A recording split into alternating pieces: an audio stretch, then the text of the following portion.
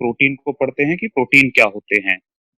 तो अगर हम देखें प्रोटीन के बारे में जानकारी कि प्रोटीन क्या है, तो देखिएगा आप लोग कि प्रोटीन जो है वो सबसे पहले कहाँ से आया या प्रोटीन शब्द किसने दिया, प्रोटीन की खोज किसने की, वो जे बर्जेलियस हैं। आप देख पा रहे होंगे जे बर्जेलियस जो हैं उन्होंने सबसे पहले प्रोटीन को की खोज की, प्रोटीन के बारे में पता लगाया। ठीक है, तो संभावित है प्रश्न आने की संभावना बनती है यहाँ से। सीधे तौर पे याद रखिएगा कि प्रोटीन का आविष्कारक या प्रोटीन का खोजकर्ता किसे कहा जाता है, तो वो जे बर्जेलियस हैं। ठीक है दोस्तों, आइए दूसरा फैक्ट कह रहा है शरीर के निर्माण एवं वृद्धि के लिए प्रोटीन की आवश्यकता होती है। अर्थात प्रोटीन जो है, हम लोगों ने देखा था कि शरीर में जो पोषक तत्व जा रहे होते हैं वो सामान्य तौर पे 3 प्रकार के कार्य करते हैं शरीर में। क्या 3 प्रकार के कार्य करते हैं? कुछ पोषक तत्व शरीर को ऊर्जा प्रदान करते हैं, कुछ पोषक तत्व शारीरिक निर्माण करते हैं, और कुछ पोषक तत्व जो हैं वो हमारी उपापचयी क्रियाओं को नियंत्रित करते हैं। ठीक है दोस्तों, तो इसी में हम लोग देखें कि शरीर में प्रोटीनों का क्या कार्य होता है। तो प्रोटीनों का कार्य जो है वो शरीर का निर्माण करना, शारीरिक निर्माण करना, और शरीर की वृद्धि करने के लिए प्रोटीन की आवश्यकता होती है शरीर को। ठीक है दोस्तों, तो ये आप ध्यान में रखिएगा कि प्रोटीन की आवश्यकता क्या है शरीर में, प्रोटीन हम क्यों ग्रहण करते हैं। तो तो ये देखते हैं शरीर के निर्माण एवं वृद्धि के लिए प्रोटीन की आवश्यकता होती है। आगे देखते हैं दोस्तों, शरीर में जो है, शरीर का लगभग जो शारीरिक निर्माण है हमारा, उसका लगभग 15 से 20% जो आपूर्ति है, अर्थात शारीरिक निर्माण के लिए जो भी इकाइयां आवश्यक होती है, जो भी कारक आवश्यक होते हैं, उनमें प्रोटीन की कितनी प्रतिशत भूमिका होती है, अर्थात शरीर का कितने प्रतिशत भाग प्रोटीनों के द्वारा निर्मित होता है। अगर ऐसे हम लोग देखना चाहें तो इसमें है 15 से 20%। शरीर का लगभग 15 से 20% भाग जो है वो प्रोटीनों से बना होता है, प्रोटीन की सहायता से ही बनता है।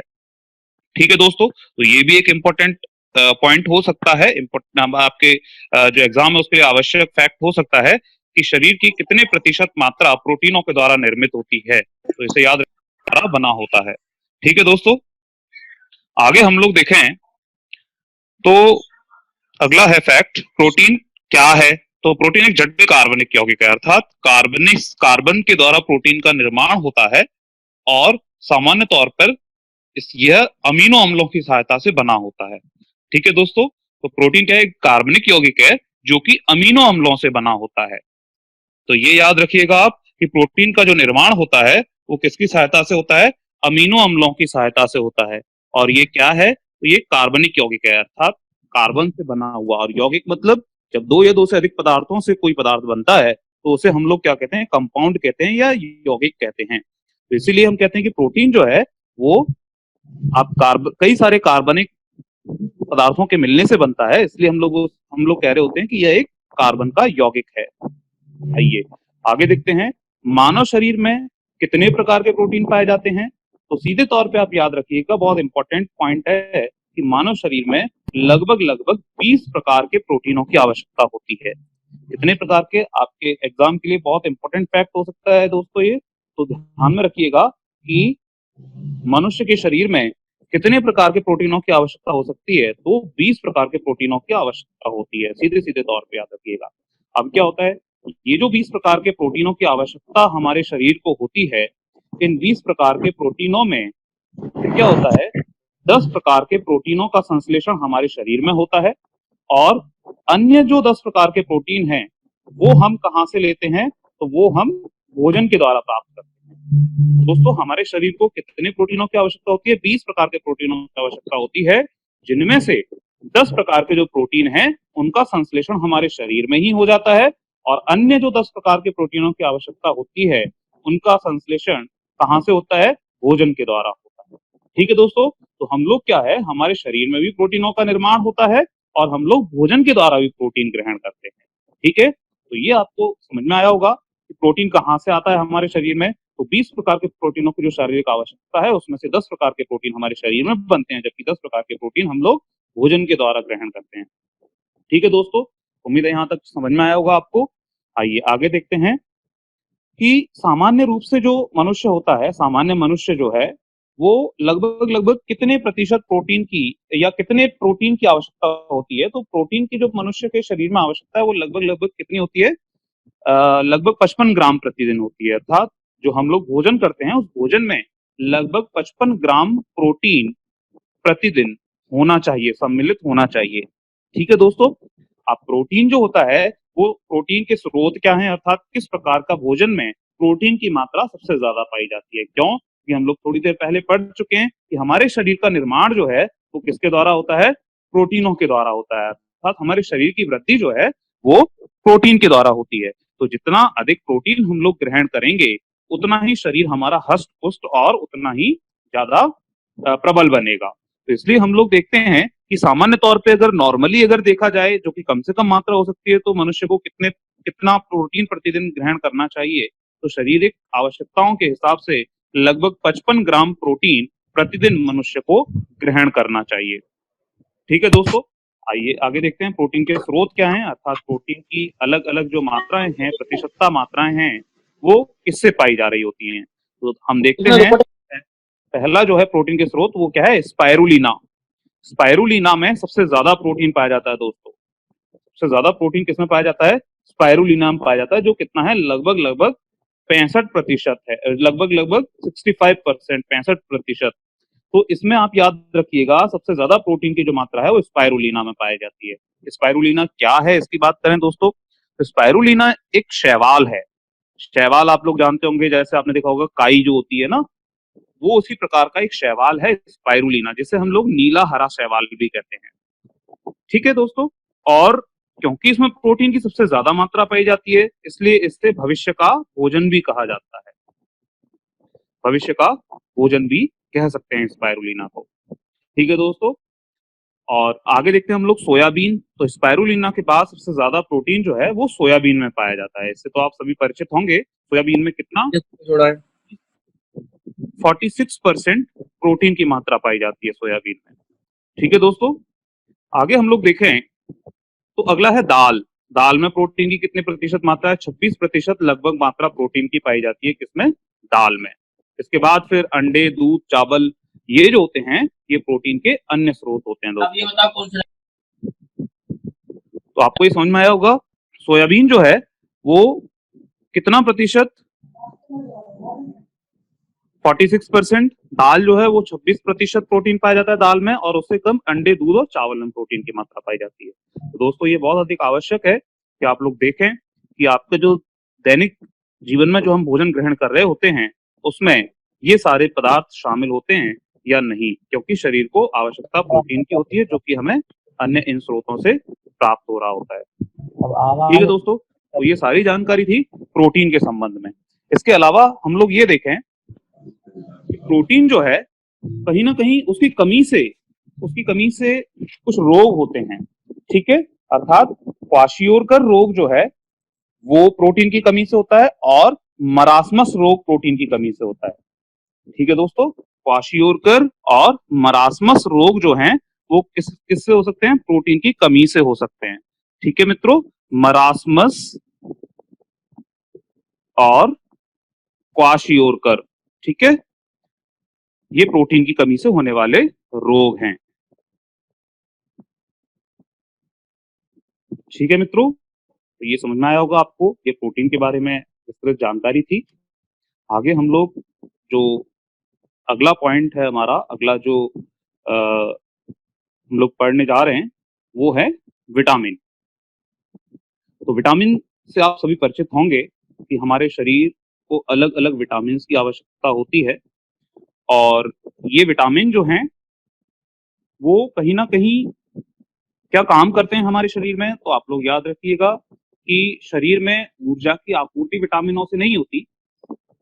विटामिन जो होते हैं वो हमारे शरीर की उपापचय क्रियाओं को नियंत्रित करते हैं। आइए इसमें पढ़ते हैं हम लोग, सारी जानकारी इसमें दी हुई है। तो विटामिन की खोज किसने की? तो इसमें आप याद रखिएगा फंक ने की। किसने की? फंक ने की। फंक नामक वैज्ञानिक थे जिन्होंने की 1911 में, 1911 के आसपास में विटामिन की खोज की थी। ठीक है दोस्तों, तो एक इंपॉर्टेंट फैक्ट है आपके एग्जाम के पॉइंट ऑफ व्यू से कि विटामिन की खोज किसने की या विटामिन का आविष्कार किसने किया, तो वो फंक नामक वैज्ञानिक ने किया। ठीक है, आइए इसके बाद देखते हैं, इसे शरीर का रक्षात्मक पदार्थ भी कहा जाता है। अर्थात विटामिन जो है उसे क्या कहा जाता है, शरीर का रक्षात्मक पदार्थ कहा जाता है। रक्षात्मक पदार्थ मतलब जो जो कि हमारे शरीर के बीमारियों से रक्षा करे, ऐसा पदार्थ होता है रक्षात्मक पदार्थ। ठीक है ना, क्या होता है, यह शरीर की उपापचयी क्रियाओं को नियंत्रित करता है। तो थोड़ी देर पहले हम लोग बता रहे थे कि शरीर में विटामिन के द्वारा क्या होता है, हमारे शरीर में ऊर्जा की आपूर्ति नहीं होती विटामिन के द्वारा, जो उपापचयी क्रियाएं होती हैं हमारे शरीर में, उनका नियंत्रण होता है। ठीक है दोस्तों, आगे देखते हैं हम लोग, विटामिनों का संश्लेषण हमारे शरीर में नहीं होता, इसकी आपूर्ति हम भोजन से करते हैं। ठीक है, ये भी बात थोड़ी देर पहले हम लोगों ने डिस्कस की कि विटामिन जो हैं वो हमारे शरीर में निर्मित नहीं होती, संश्लेषण मतलब निर्माण होना, शरीर में निर्माण नहीं होता, ये हमें कहां से प्राप्त होती है, भोजन के द्वारा हमारे शरीर में विटामिनों की आपूर्ति होती है।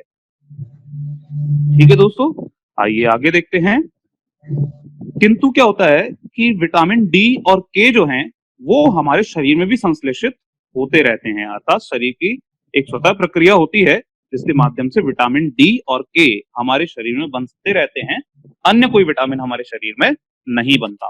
तो आप लोग विशेष तौर पे याद रखिएगा कि ऐसे कौन से विटामिन हैं जिनका संश्लेषण मानव शरीर में हो सकता है, तो वे कौन से हैं, विटामिन डी एवं विटामिन के हैं जिनका संश्लेषण मानव शरीर में हो सकता है।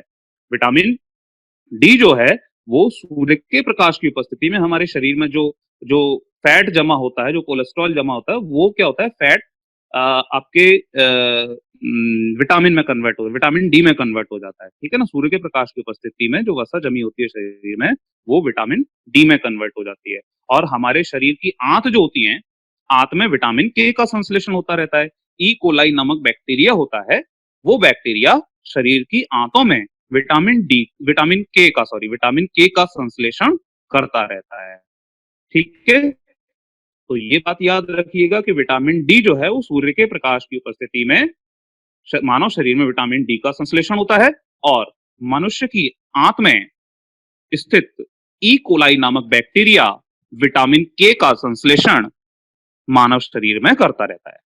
ठीक है मित्रों, तो ये विशेष बात है जो कि आपके एग्जाम के पॉइंट ऑफ व्यू से इंपॉर्टेंट हो सकती है कि विटामिन के का जो संश्लेषण है वो ई कोलाई नामक बैक्टीरिया करता है। कौन सा बैक्टीरिया करता है, ई कोलाई नामक बैक्टीरिया। और ये ई कोलाई नामक बैक्टीरिया जो है वो कहाँ उपस्थित होता है, ई फॉर एलिफेंट और ई कोलाई, कोलाई। ठीक है दोस्तों, तो ये ई कोलाई नामक बैक्टीरिया कहाँ पाया जाता है, तो ई कोलाई नामक बैक्टीरिया मनुष्य के शरीर में पाया जाता है। कहाँ पाया जाता है, मानव शरीर में। और मानव शरीर के भी कौन से अंग में, आंत में पाया जाता है। ठीक है दोस्तों, तो विटामिन के का संश्लेषण का होता है मनुष्य शरीर की आंत में होता है। ठीक है, आइए आगे देखते हैं।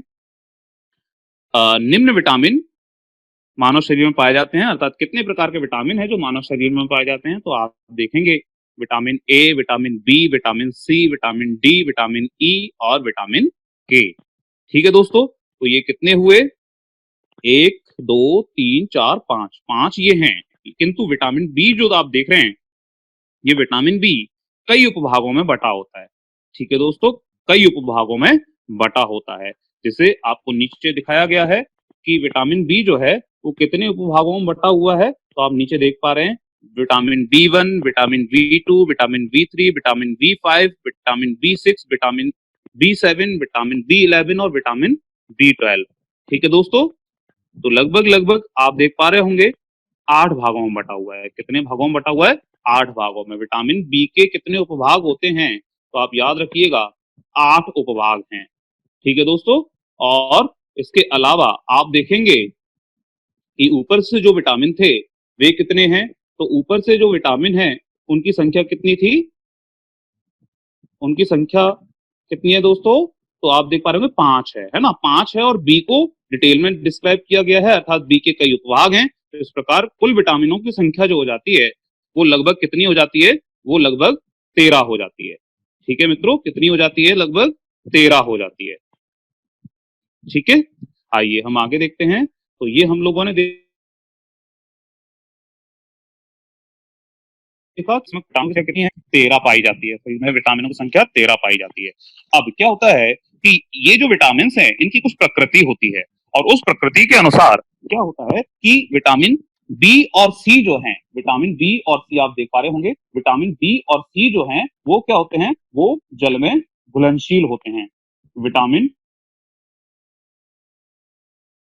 ठीक है, उम्मीद है आपको समझ में आया होगा कि विटामिन जो होते हैं वे सामान्य तौर पे दो भागों में यहाँ पे बट रहे हैं। किसके अनुसार, उनके घुलनशीलता के अनुसार। कुछ विटामिन जो है, विटामिन बी और सी जो है वो जल में घुलनशील होते हैं, जबकि विटामिन ए डी ई के वसा में घुलनशील होते हैं। ठीक है दोस्तों, तो ये उम्मीद है समझ में आपको आया होगा इतना।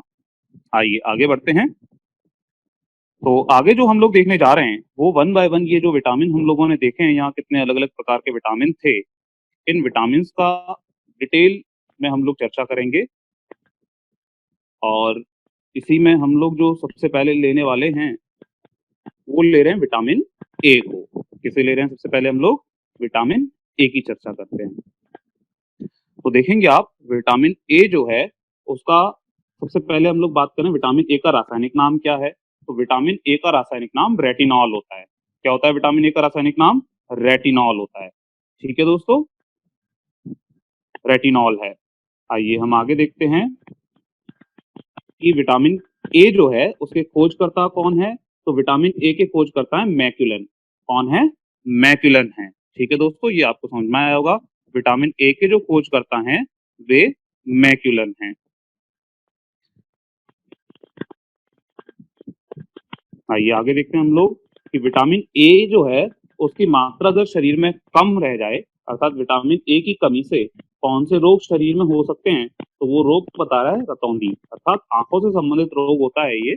रतौंधी रोग विटामिन ए की कमी से हमारे शरीर में हो सकता है। ठीक है दोस्तों, तो विटामिन ए का सेवन अगर हम नहीं करें या हमारे शरीर में विटामिन ए की आपूर्ति नहीं होगी तो हमारी आंखों से संबंधित रोग जो हैं वो शरीर में हो सकते हैं।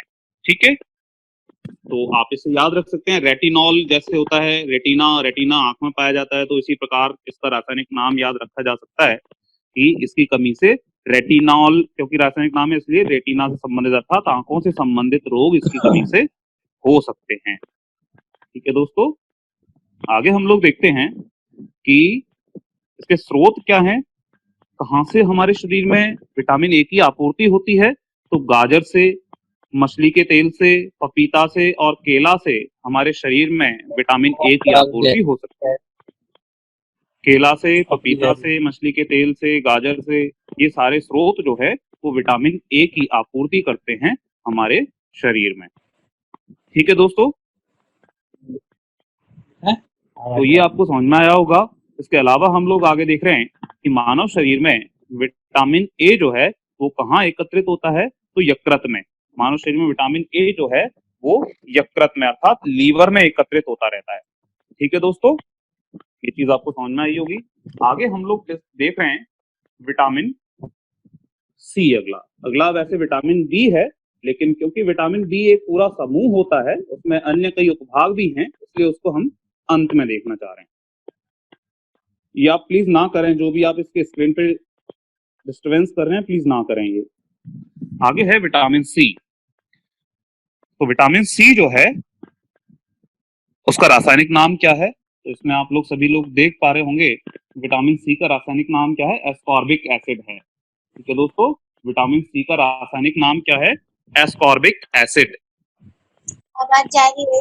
ठीक है, एस्कॉर्बिक एसिड विटामिन सी का रासायनिक नाम है। ठीक है, इसकी कमी से क्या होता है, तो इसकी कमी से स्कर्वी रोग हो सकता है और शीताद रोग हो सकता है। स्कर्वी रोग मतलब मसूड़ों से संबंधित रोग है, मसूड़ों से रक्त स्त्रावित होने लगता है, अर्थात रक्त बहने लगता है। ठीक है, मसूड़े फूल जाते हैं और रक्त बहने लगता है, जिसे हम लोग कहते हैं स्कर्वी, है ना। और इसके अलावा क्या होता है, शीताद। शीताद मतलब शरीर पर ऐसे ऐसे लाल लाल निशान पड़ जाते हैं और उसमें खुजली जैसा एहसास होता है, उसे शीताद कहते हैं। ठीक है ना, तो इसकी कमी से, विटामिन सी की कमी से क्या हो सकता है, स्कर्वी रोग हो सकता है और शीताद रोग हो सकता है। ठीक है दोस्तों, तो विटामिन सी की आपूर्ति हमारे शरीर में कैसे होती है, तो इसके लिए हम लोग विटामिन सी के स्रोत देख रहे हैं कि विटामिन सी के क्या स्रोत हो सकते हैं। तो विटामिन सी जो है वो सर्वाधिक मात्रा में किन चीजों में पाया जाता है? तो विटामिन सी सर्वाधिक मात्रा में खट्टे पदार्थों में पाया जाता है। किस पाया जाता है? खट्टे पदार्थों में। अर्थात विटामिन सी की आपूर्ति जो है हमारे शरीर में सर्वाधिक मात्रा में विटामिन सी जो पाया जाता है वो खट्टे पदार्थों में पाया जाता है। ठीक है, तो आप लोग देखते होंगे जो भी नींबू होता है, या आप देख रहे हैं सबसे ज्यादा जो विटामिन सी पाई जाती है वो आंवला में पाई जाती है। आंवला भी आप जानते हैं खट्टा पदार्थ होता है, या नींबू है, ऑरेंज है, ये सारे खट्टे पदार्थों में क्या पाया जाता है? विटामिन सी सर्वाधिक मात्रा में पाया जाता है। ठीक है, और दूध में विटामिन सी नहीं पाया जाता। ठीक है दोस्तों, जो भी खट्टे पदार्थ है उनमें तो विटामिन सी पाया जाएगा, किंतु दूध में विटामिन सी नहीं पाया जा रहा होता। ठीक है, तो ये विशेष तौर पे याद रखिएगा आप कि दूध में विटामिन सी की आपूर्ति नहीं हो पाती है। विटामिन सी किस में पाया जाता है? तो जो भी आपके खट्टे पदार्थ होते हैं उनसे विटामिन सी की आपूर्ति की जा रही होती है। ठीक है दोस्तों, तो उम्मीद है आपको विटामिन ये सी समझ में आया होगा। विटामिन ए और विटामिन सी हम लोगों ने डिस्कस किया। आगे अगला जो हम लोग देखने जा रहे हैं वो है विटामिन डी। तो विटामिन डी क्या है? विटामिन डी का रासायनिक नाम कैल्सीफेरॉल है। कैल्सीफेरॉल, ठीक है दोस्तों, कैल्सीफेरॉल। विटामिन डी का रासायनिक नाम क्या है? कैल्सीफेरॉल है। आगे हम देखें कि इसकी कमी से क्या होता है? तो इसकी कमी से रिकेट्स नामक रोग होता है। क्या होता है इसकी कमी से? रिकेट्स नामक रोग होता है। रिकेट्स नामक रोग जो होता है दोस्तों वो किन में होता है? वो बच्चों में होता है। और इसी से संबंधित एक और रोग होता है जो कि क्या है? जो ऑस्टियोमलेशिया है। ठीक है दोस्तों, क्या नाम है उसका? ऑस्टियोमलेशिया। ये जो ऑस्टियोमलेशिया रोग होता है वो किस में होता है? वो वयस्कों में होता है। किन में होता है? वयस्कों में। वयस्क व्यक्ति से आशय होगा कि जो कहें कि हम लोग जो जवान होते हैं उनमें होता है। ठीक है दोस्तों, तो ये रिकेट्स रोग जो होता है इसमें क्या होता है? इसमें बच्चों के हाथ पैर दुबले पतले हो जाते हैं और बच्चा बहुत कमजोर हो जाता है। बहुत ज्यादा बच्चा कहें कि उसका शरीर जो है वो बहुत ज्यादा कमजोर हो, हाथ पैर एकदम दुबले पतले और पूरा इसे हम लोग कहते हैं कि जो कमजोरी आ जाती है उसे सूखा रोग भी कहा जाता है। ठीक है ना, तो ये रिकेट्स रोग जो है उसे स्थानीय भाषा में हम लोग सूखा रोग भी कह सकते हैं। ठीक है ना, बच्चा बहुत ज्यादा दुबला पतला और कमजोर दिखाई देता है इसके विटामिन डी की कमी के कारण। ठीक है दोस्तों, और आगे देखते हैं कि विटामिन ये ऑस्टियोमलेशिया जो है इस रोग में क्या होता है? तो इस रोग में हड्डियां जो होती हैं वो बहुत कमजोर हो जाती हैं। शरीर की जो हड्डियां हैं वो बहुत कमजोर हो जाती हैं। ठीक है, ऑस्टियोमलेशिया जो वयस्कों में होता है तो इस ऑस्टियोमलेशिया में क्या होता है? शरीर की जो हड्डियां हैं वो बहुत ज्यादा कमजोर हो जाती हैं ऑस्टियोमलेशिया रोग में। ठीक है दोस्तों, आपको समझना होगा। आगे देखते हैं हम लोग की विटामिन डी जो है, विटामिन डी कहाँ से आता है? इसका स्रोत क्या है? तो विटामिन डी के स्रोत होते हैं सूर्य का प्रकाश। विटामिन डी का सबसे सरल स्रोत जो है वो क्या है? सूर्य का प्रकाश। अर्थात कभी भी मनुष्य अगर धूप में निकले, धूप में कोई काम करे, बाहर धूप में बैठे, तो मनुष्य के शरीर में स्वतः ही विटामिन डी का संश्लेषण होता रहता है। ठीक है दोस्तों, तो आप ये भी याद रखिए कि सर्वाधिक मात्रा में विटामिन डी जो है शरीर को कहाँ से प्राप्त होता है? तो वो सूर्य से प्राप्त होता है। ठीक है, अब क्योंकि सूर्य से प्राप्त हो रहा है तो इसे धूप का विटामिन भी कहते हैं। धूप का विटामिन भी इसे कहा जाता है। ठीक है दोस्तों, विटामिन डी को धूप का विटामिन भी कहते हैं। ठीक है, और अगर हम खाद्य पदार्थों की बात करें कि खाद्य पदार्थों में किन से विटामिन डी की आपूर्ति होती है शरीर में, तो दूध है और मछली का तेल। दूध और मछली के तेल से सर्वाधिक मात्रा में, खाद्य पदार्थों में से सर्वाधिक मात्रा में शरीर को विटामिन डी की आपूर्ति होती रहती है। ठीक है दोस्तों, और इसी में आप ये याद रखिएगा कि कहीं ना कहीं हड्डियों को स्वस्थ बनाने के लिए, अर्थात हड्डियों को मजबूत बनाने के लिए विटामिन डी की आवश्यकता होती है। आप जानते हैं कैल्शियम की भी आवश्यकता होती है हड्डियों को मजबूत बनाने के लिए, और कैल्शियम के साथ साथ विटामिन डी की भी आवश्यकता होती है हड्डियों को मजबूत बनाने के लिए। अन्यथा क्या होगा? ऑस्टियोमलेशिया नामक रोग होने की संभावना रहती है। तो आप ये याद रखिएगा, अगर प्रश्न पूछा जाए कि हड्डियों को मजबूत बनाने में कौन सा विटामिन सहायक होता है, तो विशेष तौर पे आप याद रखेंगे विटामिन डी सहायक होता है। ठीक है दोस्तों, तो ये था विटामिन डी। और हम लोग कहें कि अंडे के अंदर विटामिन डी जो है वो नहीं पाया जाता। अंडे में विटामिन डी अनुपस्थित रहता है, आप याद रखिएगा, किंतु दूध में विटामिन डी पाया जा रहा होता है। ठीक है दोस्तों, उम्मीद है समझ में आया होगा। आइए हम आगे चलते हैं। Vitamin E. विटामिन ई इसका रासायनिक नाम क्या है? टोकोफेरॉल है। विटामिन ई का रासायनिक नाम क्या है? टोकोफेरॉल। ठीक है दोस्तों, आप देख पा रहे होंगे टोकोफेरॉल विटामिन ई का रासायनिक नाम है। ये रासायनिक नाम मित्रों बहुत जरूरी याद रखें आप। टोकोफेरॉल किस विटामिन को कहा जाता है, ऐसे करके प्रश्न पूछा जा सकता है, तो आप सीधे सीधे तौर पे याद रखेंगे विटामिन ई को टोकोफेरॉल कहा जाता है। इसकी कमी से कौन सा रोग होता है, तो इसकी कमी से जनन शक्ति कमजोर हो जाती है, अर्थात नपुंसकता का प्रभाव इसके कारण बढ़ रहा होता है, इसकी कमी से बढ़ रहा होता है। ठीक है ना दोस्तों, तो हम लोग कह सकते हैं कि जनन क्रिया में सहायक विटामिन कौन सा होता है, ऐसे करके अगर प्रश्न पूछा जाए तो इसका सीधा सीधा उत्तर जो होगा वो होगा विटामिन ई। जनन क्रिया में सहायक विटामिन कौन सा हो सकता है, तो आप लोग सीधे सीधे तौर पे याद रखिएगा दोस्तों, वो विटामिन कौन सा होता है, विटामिन ई जो है वो जनन क्रिया के लिए सहायक होता है। ठीक है, तो जनन क्रिया के लिए सहायक है, इसलिए इसे हम लोग क्या कहते हैं, जनन विटामिन भी कह रहे होते हैं। क्या कह रहे होते हैं, जनन विटामिन भी कह रहे होते हैं। ठीक है दोस्तों, और हम लोग देखें कि विटामिन ई जो है उसे सुंदरता का विटामिन भी कहा जाता है। विटामिन ई आप नीचे देख पा रहे होंगे, सुंदरता का विटामिन बी, इसे मैं हाईलाइट कर रहा हूँ, सुंदरता का विटामिन भी कहा जाता है। ऐसा क्यों कह रहे होते हैं, तो विटामिन ई की कमी के कारण क्या होता है, चेहरे पर बहुत ज्यादा दाग धब्बे दिखाई देने लगते हैं। विटामिन ई की कमी से चेहरे पे बहुत ज्यादा दाग धब्बे दिखाई देते हैं। ठीक है दोस्तों, कमी से। तो अगर विटामिन ई का निरंतर सेवन करें तो चेहरे पर एक अलग विशिष्ट प्रकार की चमक आती है और चेहरे के जो निशान बनते हैं, दाग धब्बे बनते हैं, वो साफ हो जा रहे होते हैं। ठीक है दोस्तों, इसलिए हम लोग कह सकते हैं कि विटामिन ई जो है वो सुंदरता का विटामिन होता है। ठीक है, इसके अलावा विटामिन ई का एक और प्रयोग, एक और हमारे शरीर में आवश्यकता होती है। विटामिन ई हमारी प्रतिरक्षा प्रणाली को मजबूत करता है, अर्थात प्रतिरक्षा प्रणाली जो होती है हमारी, जैसा अभी कोविड-19 है, कोविड-19 में सभी लोग कह रहे हैं इम्यूनिटी बढ़ाओ, इम्यूनिटी बढ़ाओ। इम्यूनिटी क्या है, वही इम्यूनिटी को ही हम हिंदी में प्रतिरक्षा कह रहे होते हैं। तो हमारे शरीर की प्रतिरक्षा प्रणाली जो है वो विटामिन ई की सहायता से बढ़ जाती है। ठीक है दोस्तों, तो आप जितना हो ज्यादा हो सके विटामिन ई का सेवन करें, इससे क्या होगा, शरीर में सुंदरता भी आती है और हमारी प्रतिरक्षा प्रणाली, हमारी इम्यूनिटी भी बढ़ रही होती है। ठीक है दोस्तों, आगे देखेंगे हम लोग कि अब कहां से विटामिन ई प्राप्त हो, विटामिन ई का सेवन कैसे हमारे शरीर में विटामिन ई का प्रवेश हो। तो इसके लिए हम लोग विटामिन ई की कुछ स्रोत पढ़ रहे हैं। तो विटामिन ई सबसे ज्यादा जो पाया जाता है वो पत्ती वाली सब्जियों में पाया जाता है, दूध में विटामिन ई पाया जाता है, इसके अलावा अंडे में, मांस में विटामिन ई पाया जा रहा होता है, सोयाबीन में विटामिन ई पाया जा रहा होता है, और सभी फलों में भी विटामिन ई पाया जाता है। ठीक है दोस्तों, तो पत्ती वाली सब्जियां हमने लिखा है, दूध लिखा है, अंडे लिखा है, फल लिखा है, इसके अलावा सोयाबीन भी होता है और मांस भी होता है, जिससे कि विटामिन ई की आपूर्ति शरीर में होती रहती है। ठीक है दोस्तों, तो विशेष तौर पे याद रखिएगा कि प्रतिरक्षा प्रणाली से संबंधित जो विटामिन होता है, अर्थात शरीर की प्रतिरक्षा प्रणाली को कौन सा विटामिन मजबूत करता है, या शरीर की प्रतिरक्षा प्रणाली के लिए को मजबूत करने के लिए कौन सा विटामिन आवश्यक होता है, तो इसके लिए विशेष तौर पे आप याद रखें दोस्तों कि विटामिन ई जो है वो अत्यंत आवश्यक होता है प्रतिरक्षा प्रणाली को मजबूत बनाने के लिए या प्रबलशाली बनाने के लिए। ठीक है दोस्तों, तो ये था विटामिन ई, और उम्मीद है आपको समझ में आया होगा। आगे हम लोग देखें अगर, तो अगला है, और आगे जो हम लोग अगला विटामिन ले रहे हैं वो है विटामिन के।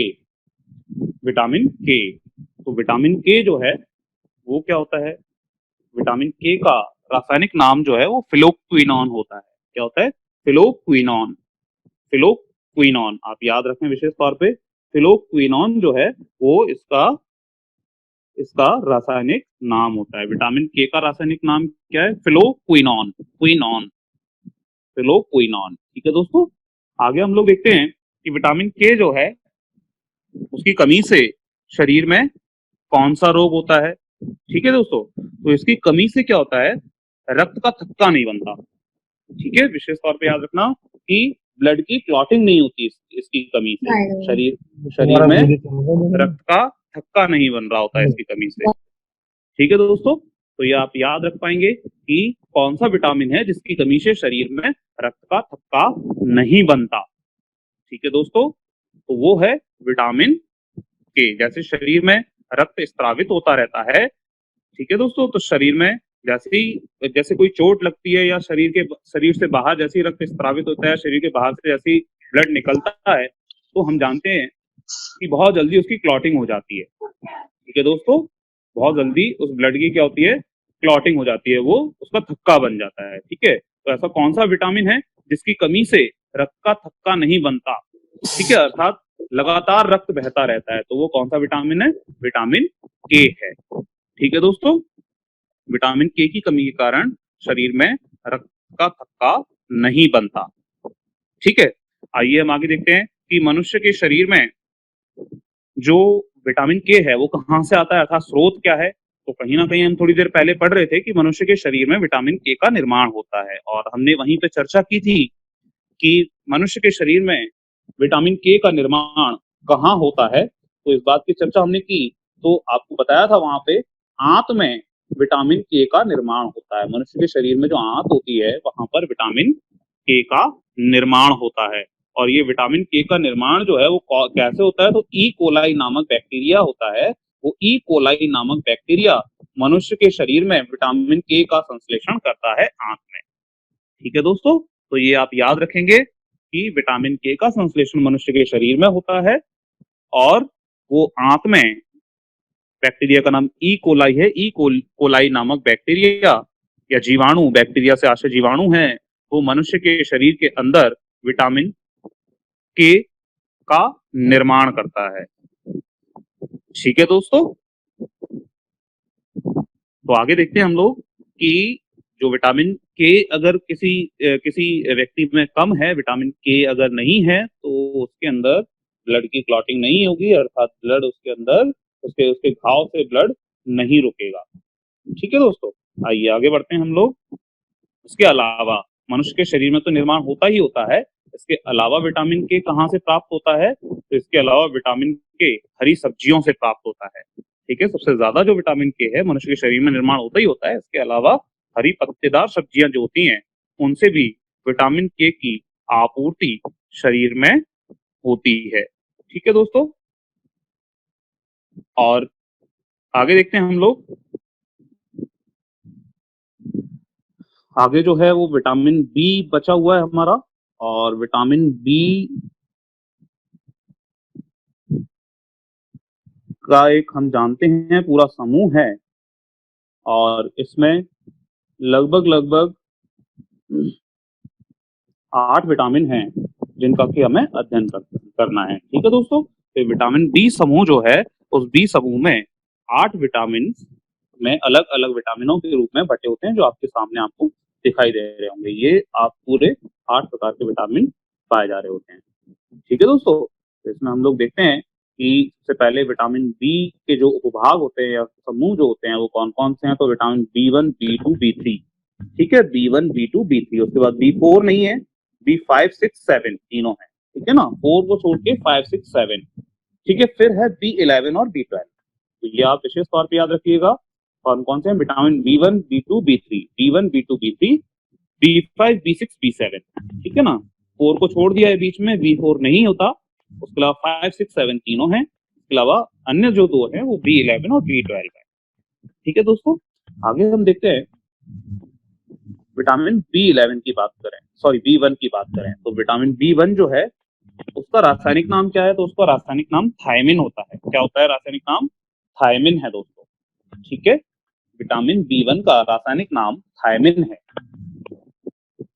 याद रख लीजिएगा आप, थायमिन।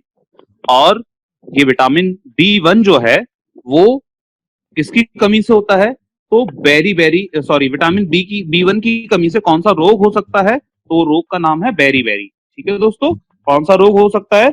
बेरी नामक रोग हो सकता है। अब इसके अलावा इसके स्रोत क्या होते हैं? तो इसके स्रोत जो हैं वो लगभग आप ये देखिएगा कि जो हमारा ये सब्जियां होती हैं, सब्जियां इसके स्रोत होती हैं। विटामिन सब्जियों में विटामिन B1 पाया जाता है। इसके अलावा मूंगफली और तिल में विटामिन B1 पाया जाता है। ठीक है दोस्तों, सब्जियां हैं, मूंगफली है, तिल है, इनमें विटामिन B1 की आपूर्ति हमारे शरीर को होती है। ठीक है दोस्तों, आगे हम लोग अगला देख रहे हैं विटामिन B2। विटामिन B2, और B2 जो है इसका रासायनिक नाम क्या है? राइबोफ्लेविन है। क्या रासायनिक नाम है इसका? राइबोफ्लेविन। राइबोफ्लेविन, और राइबोफ्लेविन जो है ये इसकी कमी से कौन सा रोग हो सकता है? तो इसकी कमी से जो रोग है वो कौन सा है? किलोसिस नामक रोग होता है। किलोसिस नामक रोग से क्या आशय? किलोसिस नामक रोग है जो होंठ एक तरीके से फट जाते हैं, मुंह जो होते हैं, मुंह के चारों ओर क्या होते हैं, दरार बन जाती है, उसे किलोसिस नामक रोग कह रहे होते हैं। तो विटामिन B2 की कमी से किलोसिस नामक रोग हो सकता है, अर्थात त्वचा फट जाती है इसकी कमी के कारण। ठीक है ना। इसका रासायनिक नाम क्या था? राइबोफ्लेविन है B2 का। और B2 की शरीर में आपूर्ति कहां से होती है? तो दूध से, हरी सब्जियों से, मांस से विटामिन B2 की आपूर्ति लगभग हो रही होती है। विटामिन बी में आप लगभग स्रोत जो है विटामिन बी के वो लगभग एक जैसे स्रोत रहेंगे। मांस रहेगा, दूध रहेगा, हरी सब्जियां रहेंगी, ये लगभग कॉमन स्रोत रहेंगे। सारे सारे जितने भी प्रकार के विटामिन आप देख रहे हैं, तो कॉमन स्रोत होने के कारण मैंने उनको बहुत ज्यादा नहीं लिखा, ज्यादा हाईलाइट नहीं किया। ठीक है दोस्तों, तो हम आगे देखते हैं। विटामिन B2 का रासायनिक नाम राइबोफ्लेविन था और इसकी कमी से किलोसिस या त्वचा का फटना, किलोसिस या इसे आप क्या कह सकते हैं, त्वचा का फटना संबंधी रोग हो सकता है B2 की कमी से। ठीक है दोस्तों, आगे देखते हैं हम लोग। अगला है B3 अर्थात नियोसिन। विटामिन नियोसिन, इसका रासायनिक नाम क्या है B3 का? नियोसिन इसका रासायनिक नाम है। आप लोग देख पा रहे होंगे सामने, नियोसिन। ठीक है दोस्तों, याद रखिएगा। और इसका जो कमी से कौन सा रोग हो सकता है? तो पेलाग्रा रोग त्वचा संबंधी बीमारी होती है, जैसे त्वचा में दाद होता है उसी को पेलाग्रा कहते हैं। ठीक है ना, त्वचा दाद जैसे कह रहे होते हैं, वही पेलाग्रा कहलाता है। तो B3 की कमी से पेलाग्रा या दाद हो सकता है। ठीक है, और इसका रासायनिक नाम जो है वो क्या है? वो नियोसिन है। ठीक है दोस्तों, उम्मीद है समझ में आया होगा। आगे हम लोग देखते हैं B3 के बाद अगला है विटामिन B5। तो थोड़ी देर पहले हमने कहा था B4 नहीं होता, B5 होता है। और B5 जिसे हम लोग क्या कहते हैं? पेंटोथेनिक अम्ल कहते हैं। क्या कह रहे होते हैं दोस्तों? पेंटोथेनिक अम्ल कहते हैं।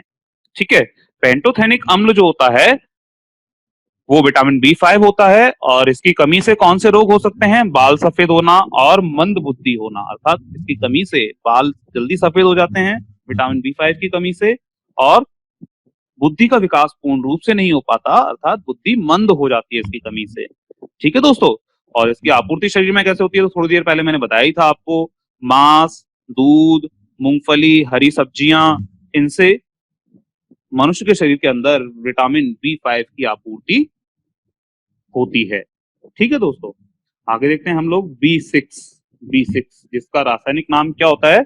B6 का रासायनिक नाम है पायरिडॉक्सिन। B6 का रासायनिक नाम क्या है? पायरिडॉक्सिन है, पायरिडॉक्सिन। ठीक है, पायरिडॉक्सिन याद रखिएगा, विटामिन B6 जिसे पायरिडॉक्सिन कहा जाता है। और इसकी कमी से कौन सा रोग हो सकता है? एनीमिया हो सकता है। पायरिडॉक्सिन की कमी से कौन सा रोग होता है? एनीमिया या त्वचा संबंधी रोग भी कई बार इसकी कमी से हो सकते हैं। ठीक है, आप विशेष तौर पे एनीमिया को याद रखिए, विटामिन B6 की कमी से एनीमिया रोग हो सकता है। ठीक है, और इसका इसका कहें कि कहाँ से आपूर्ति होती है? तो अनाज के द्वारा, मांस के द्वारा, और जो मूंगफली होती है उसमें विटामिन B6 पाया जा रहा होता है। ठीक है, ये इसके स्रोत होते हैं। ठीक है दोस्तों, आगे देखते हैं हम लोग विटामिन B7 जिसे क्या कहा जाता है? जिसे बायोटीन कहा जाता है। क्या कहा जाता है दोस्तों? बायोटीन कहा जाता है। विटामिन B7 जिसे क्या कहा जा रहा होता है? बायोटीन कहा जा रहा होता है। ठीक है, अर्थात विटामिन B7 का रासायनिक नाम बायोटीन होता है। और इसकी कमी से शरीर में क्या हो सकता है? तो इसकी कमी से लकवा, अर्थात शरीर का बीमारी, लकवा आप सभी जानते होंगे, पैरालिसिस जिसे कहते हैं, पैरालिसिस रोग इसकी कमी से होता है। और शरीर में पूरे समय दर्द जैसी स्थिति बनी रहती है इसकी कमी के कारण। ठीक है, विटामिन B7 जिसका रासायनिक नाम बायोटीन है, इसकी कमी से लकवा नामक रोग होता है और शरीर में पूरे समय दर्द जैसी स्थिति बनी रहती है। ठीक है, और एक बात और याद रखिएगा मित्रों, बालों का झड़ना भी इस विटामिन की कमी से होता है। अर्थात बाल झड़ने वाला जो रोग है, कई बार विटामिन B7 की कमी से बाल भी झड़ते हैं, बाल ज्यादा अधिक मात्रा में झड़ रहे होते हैं। ठीक है दोस्तों, तो ये आपको उम्मीद है समझ में आया होगा। आगे देखते हैं हम लोग विटामिन B11। ठीक है दोस्तों, विटामिन B11 जिसका रासायनिक नाम क्या है? फॉलिक अम्ल है, फॉलिक एसिड इसका रासायनिक नाम है। और इसकी कमी से कौन सा रोग होता है? पेचिस रोग इसकी कमी के कारण हो सकता है। ठीक है दोस्तों, विटामिन B11 जिसका रासायनिक नाम क्या था? इसका रासायनिक नाम फॉलिक अम्ल है। और इसकी कमी से कौन सा रोग हो सकता है? पेचिस नामक रोग हो सकता है।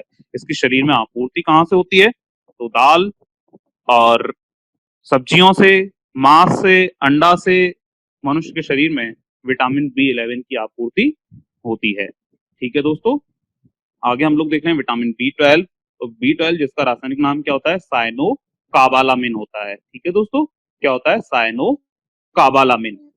और साइनो काबालामिन विटामिन जो है, इसकी कमी से कौन सा रोग हो सकता है, तो इसकी कमी से एनीमिया रोग होता है। ठीक है दोस्तों, इसकी कमी से क्या होता है, एनीमिया रोग होता है, अर्थात मनुष्य के शरीर में एनीमिया रोग जो है वो विटामिन बी 12 की कमी के कारण होता है। ठीक है दोस्तों, अब क्या होता है कि इसकी शरीर में आपूर्ति कहाँ से होती है, अर्थात इसके स्रोत क्या होते हैं, तो हम लोग कहें मांस, दूध और जो सब्जियां होती हैं वो इसके स्रोत होते हैं।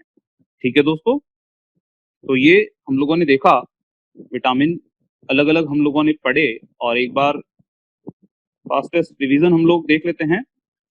क्लियर है, तो उम्मीद है आपको ये समझ में आया होगा। और